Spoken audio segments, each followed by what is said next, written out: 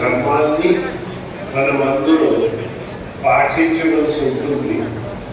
రాజ్యాంగానికి అనుకూలంగా చట్టం ఉంది. దాంతో తోడు గవర్నర్ గారి నోటిఫికేషన్ అంటారు. ఏంటంటే అది చట్టం కింద రూల్స్ ఉంటాయి. ఆ రూల్స్ లో మనం అందరూ ఇప్పుడే నేను ప్రమాణం చేశాను చట్టాన్ని చదివిస్తాను. నేను చదివేప్పుడు మీ యొక్క పేరుని ముందు చదివి తర్వాత ప్రమాణ స్వీకార పత్రాన్ని మీరు నేను చదివిస్తాను. నా వెనక మీరు ముందు పేరుని ముందు కట్టి చదవండి. చెయ్యి ముందు పెట్టాలి. ఎవరు చేతులు కుడి చేయి ముందు పెట్టండి. కుడి చేతులు ముందు పెట్టి మీ పేరుని నీట్గా దగ్గరగా చదవడానికి కూడా షీట్స్ కూడా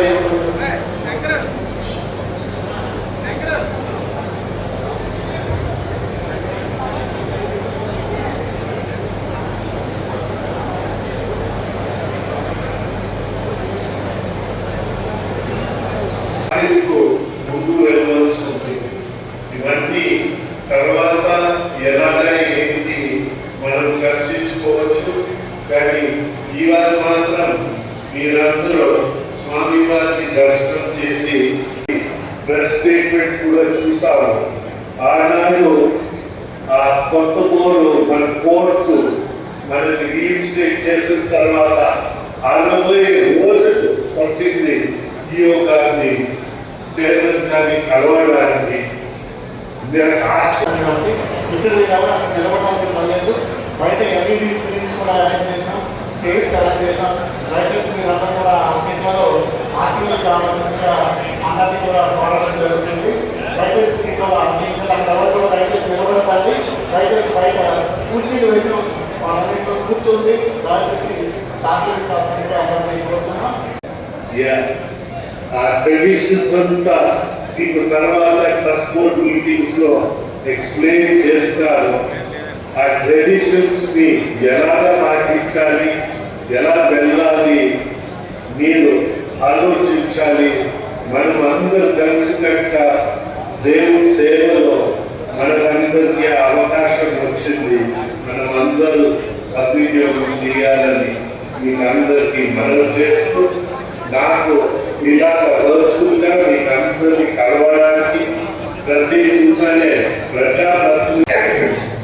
ప్రత్యేకంగానే సంతోషంగా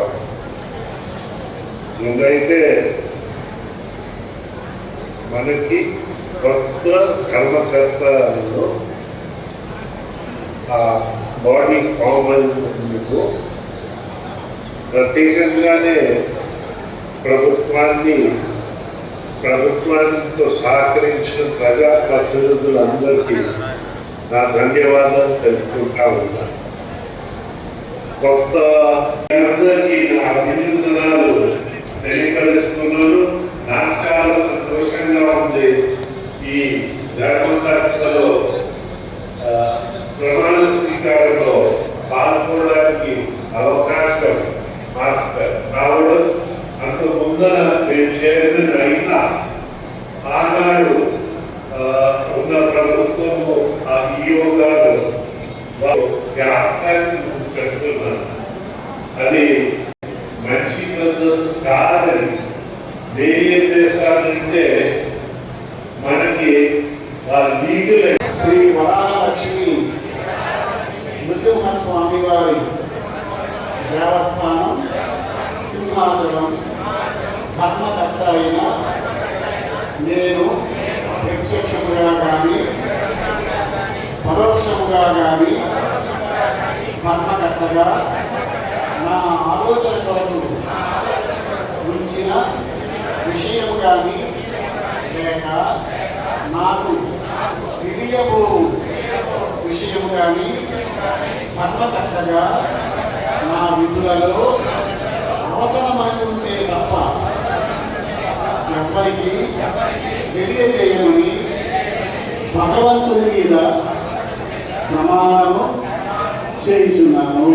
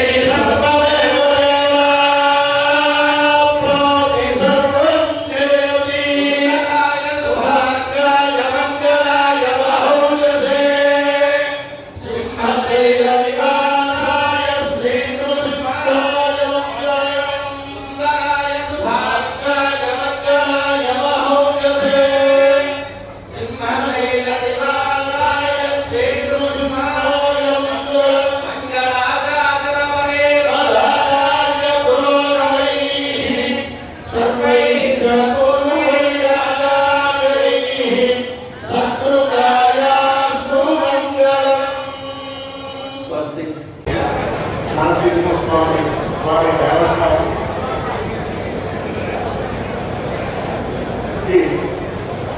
రాష్ట్ర ప్రభుత్వంచే నియమించబడినటువంటి ధర్మదత్త మండలి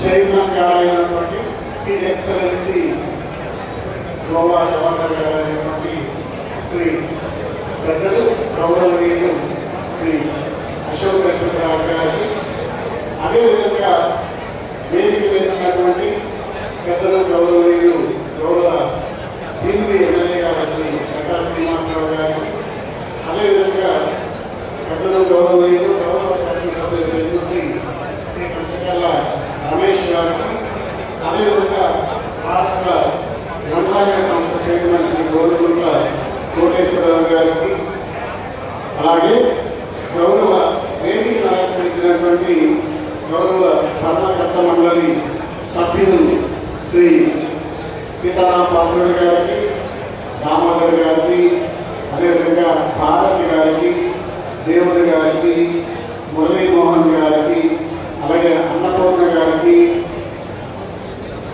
వీరజ లక్ష్మీ కుమారి గారికి, సన్యాసరావు గారికి, అదేవిధంగా డాక్టర్ భరణి గారికి, అలాగే మహేష్ గారికి, ఉషశ్రీ గారికి, అదేవిధంగా లలితార్జున్ గారికి, శ్రీమతి శ్రీలత గారికి, అలాగే గణపతిరావు గారికి, అలాగే జ్ఞానేశ్వర్ గారికి, అదేవిధంగా శ్రీనివాసరావు గారికి, స్పెషల్ ఇన్వైటీస్గా చేసినటువంటి స్వామినాయుడు గారికి, దక్షిణామూర్తి గారికి, అదేవిధంగా ఎక్స్‌అఫీషియో సభ్యులైనటువంటి ప్రధాన అర్చకులు శ్రీ శ్రీనివాసరావు గారికి హృదయపూర్వకంగా వారికి మా యొక్క అభినందనలు తెలియజేస్తున్న ఈ కార్యక్రమానికి వారికి నృసింహ స్వామి వారి దేవస్థానం